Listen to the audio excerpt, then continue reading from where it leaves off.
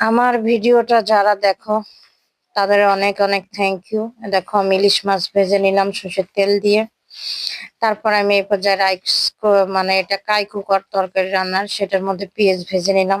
পেঁয়াজ বাটা, আদা রসুন বাটা, ধনের গুঁড়া, জিরের গুঁড়া, লবণ, গুঁড়ো মরিচ, হলুদ। আসলে তোমরা তরকারি কতটুক নিবা সেই আন্দাজ করে মশলা নিবা। এর জন্য মশলার পরিমাণটা আমি কখনো জানাই না, আমি মশলাটা একটু বেশি খাই।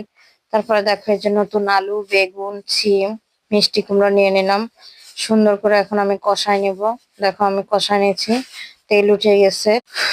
এই পর্যায়ে ঢেকে দেবো। এখনো কিন্তু আমি কষাচ্ছি, সুন্দর করে কষাই নিয়ে এখন দেখো আমি একটু ফুটন্ত পানি দিয়েছি। আমি তরকারিতে সবসময় ফুটন্ত পানি দিই, তরকারির স্বাদটাও থাকে, তরকারিটা সিদ্ধ হয় তাড়াতাড়ি, কালারটা নষ্ট হয় না। দেখো আমি এই পর্যায়ে এখন কিন্তু ইলিশ মাছ দিয়ে দিলাম। ইলিশ মাছ এক পিস আমার হাজবেন্ড খেয়ে ফেলেছে গরম গরম ভাজতে ভাজতে। তারপরে দেখো আমার তরকারি কিন্তু হয়ে আসছে। আমি এই পর্যায়ে ধনেপাতা দিব, ধনেপাতা দিয়ে তরকারিটা নামাই ফেলবো। আমার তরকারি ডান। দেখো খেতে যে এত স্বাদ হয়েছিল, তোমাদের না খেলে কেমনে